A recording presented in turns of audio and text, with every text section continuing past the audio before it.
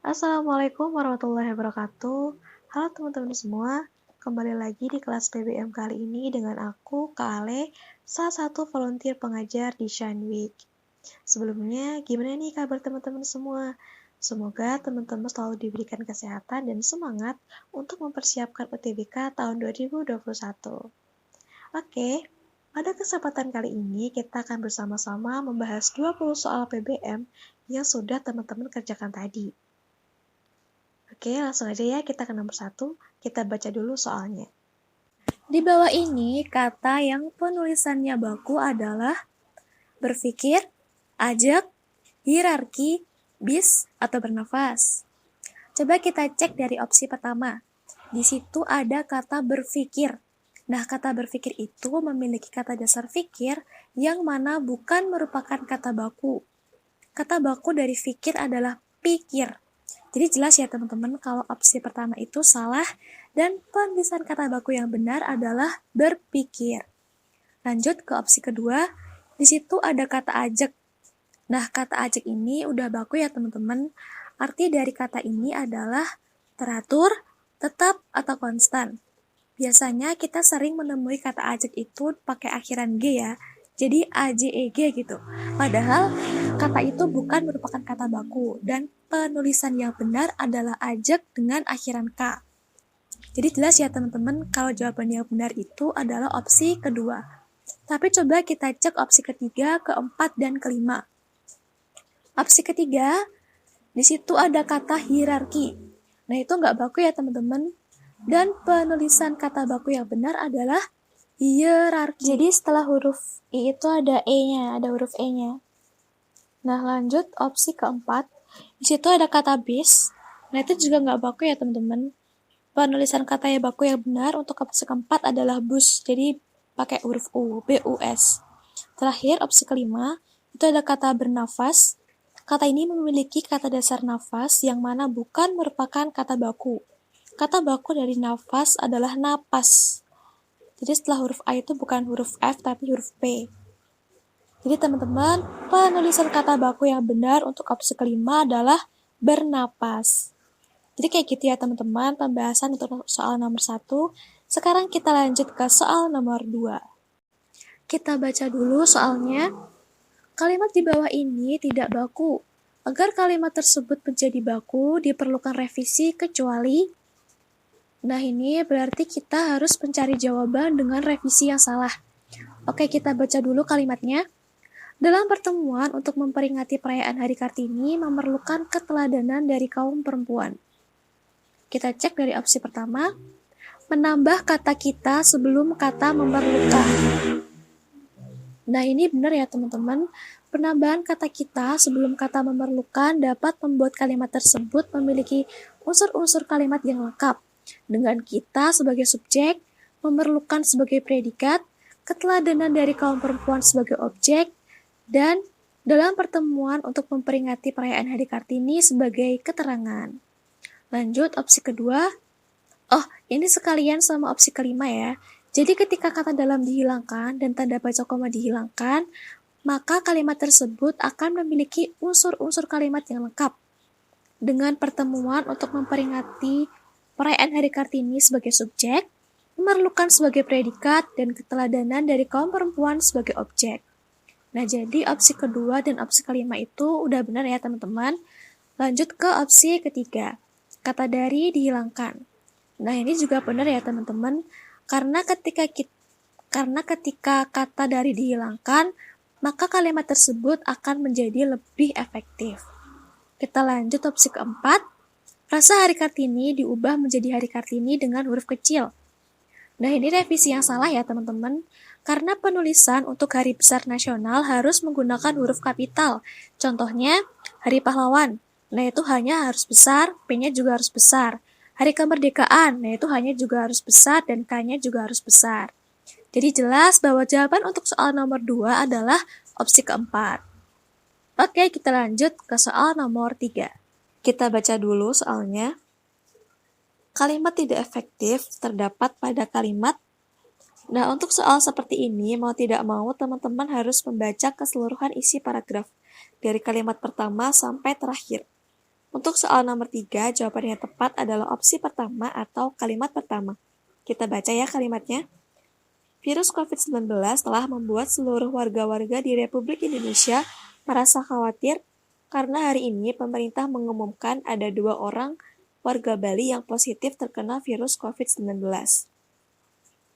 Kalimat tersebut tidak efektif karena terdapat 2 frasa yang membuat kalimat tersebut menjadi tidak efektif, yaitu frasa virus COVID-19 dan frasa seluruh warga-warga.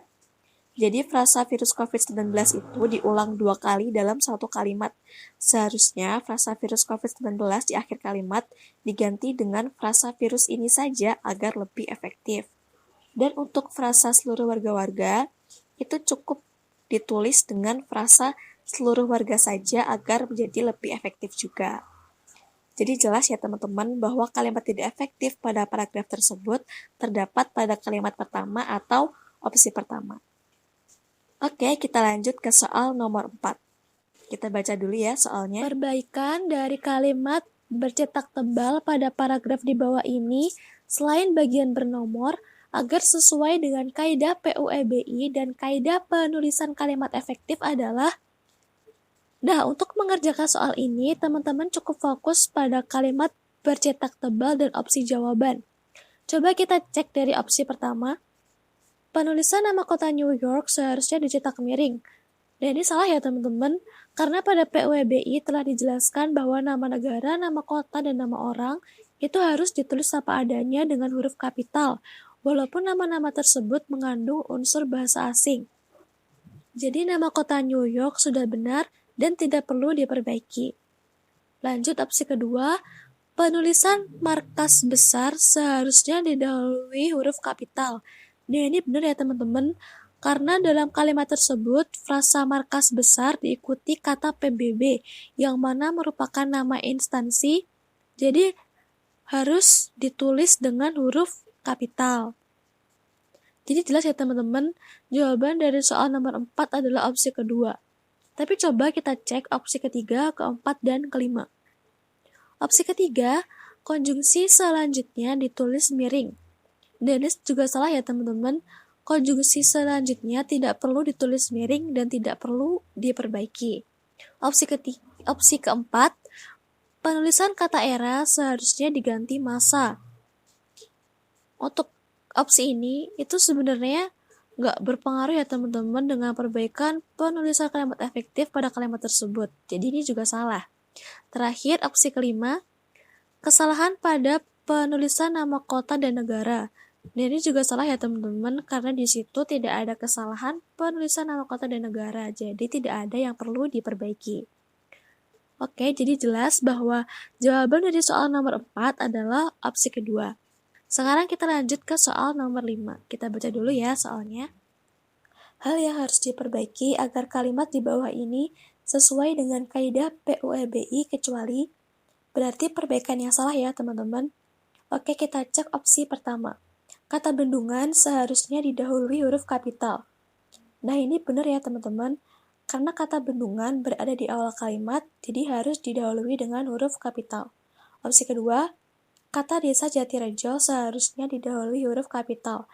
Dan ini juga benar ya teman-teman, karena desa Jatirejo merupakan nama tempat, jadi harus ditulis dengan huruf kapital. Opsi ketiga, kata depan di sebelum kata Indonesia dihilangkan. Nah, kalau ini perbaikan yang salah ya teman-teman, karena jika kata di dihilangkan, maka kalimat tersebut akan kehilangan makna. Tapi coba kita cek opsi keempat dan kelima. Opsi keempat, kata Indonesia seharusnya didahului huruf kapital.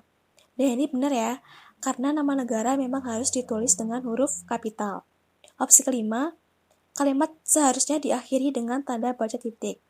Dan ini juga benar ya, karena kalimat tersebut merupakan kalimat berita, jadi harus diakhiri dengan tanda baca titik. Oke, jadi jelas bahwa jawaban dari soal nomor 5 adalah opsi ketiga.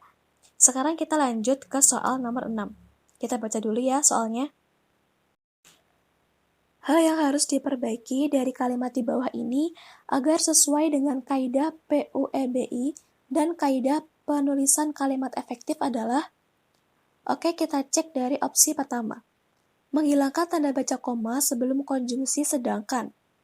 Nah, ini salah ya teman-teman, karena konjungsi sedangkan merupakan konjungsi intrakalimat yang mana memang harus didahului tanda baca koma. Lanjut, opsi kedua, mengganti kata yaitu dengan adalah. Nah, ini juga salah ya teman-teman, karena kata yaitu pada kalimat tersebut sudah tepat dan tidak perlu diubah atau diganti. Opsi ketiga, menghapus frasa yang hanya tersisa satu. Nah, ini benar ya teman-teman, karena sebelumnya sudah ada informasi jika di kampung tersebut hanya terdapat satu bumi adat, jadi tidak perlu ada pengulangan. Tapi coba kita cek opsi keempat dan kelima. Opsi keempat, mengganti kata material dengan materialisasi. Nah, ini salah ya, karena makna kata material pada kalimat tersebut merujuk pada bahan bangunan, bukan penghasilan. Opsi kelima, mengganti tanda baca titik dengan tanda baca seru.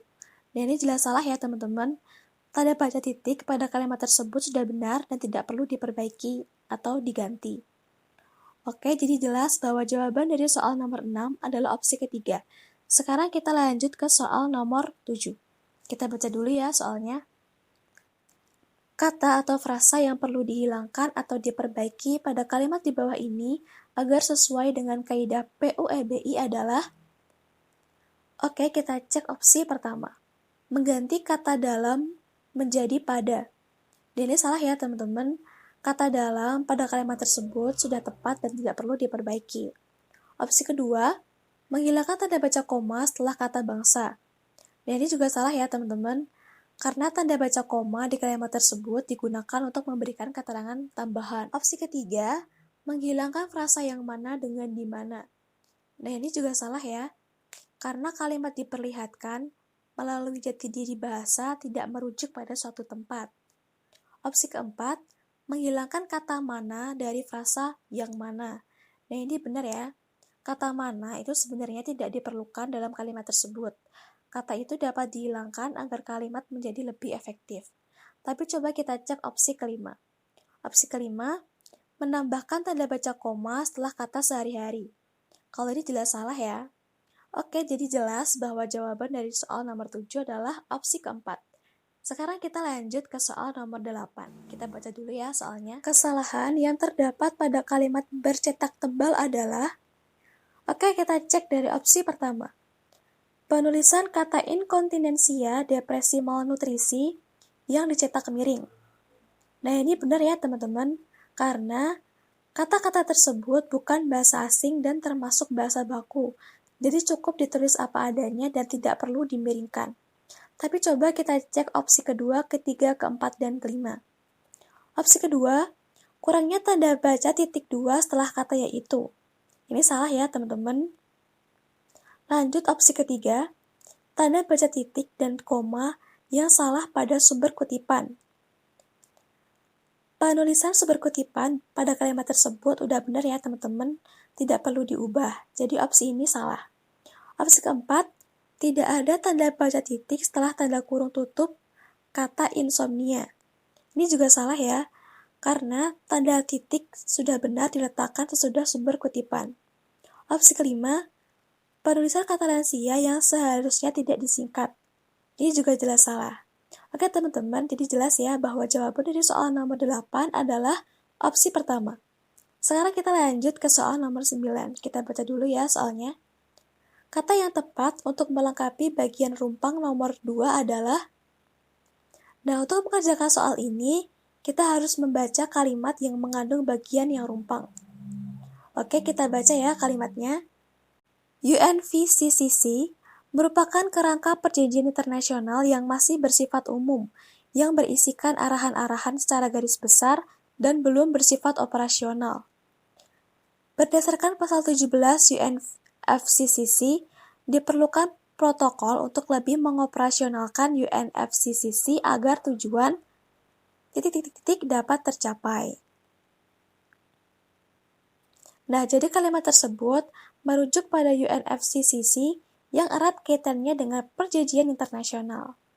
Oke, maka jawaban yang tepat adalah ya opsi ketiga, yaitu konvensi yang memiliki arti perjanjian antar negara. Sekarang kita lanjut ke soal nomor 10. Kita baca dulu ya soalnya. Perbaikan kalimat bercetak tebal pada paragraf di bawah ini adalah, coba kita cek dari opsi pertama. Tulisan IPCC dicetak miring.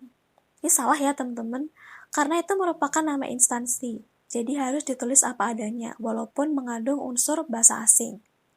Opsi kedua, penulisan simbol persen ditulis dengan menggunakan huruf. Ini juga salah ya teman-teman. Simbol persen pada kalimat tersebut merujuk pada satuan sebuah angka. Opsi ketiga, menambah tanda baca koma setelah IPCC. Nah itu benar ya teman-teman. Penambahan tanda baca koma setelah kata IPCC digunakan untuk mengapit keterangan tambahan atau aposisi. Tapi coba kita cek opsi keempat dan kelima. Opsi keempat, mengganti tanda baca koma sebelum kata sedangkan dengan tanda pelajar titik. Ini salah ya, karena sedangkan merupakan konjungsi intra kalimat yang mana memang harus didahului dengan tanda baca koma. Opsi kelima, tulisan satuan tugas dan kelompok kerja red plus dicetak miring. Dan ini juga salah ya, karena itu merupakan nama instansi, jadi harus ditulis apa adanya dan tidak perlu dicetak miring. Oke teman-teman, jadi jelas ya bahwa jawaban dari soal nomor 10 adalah opsi ketiga.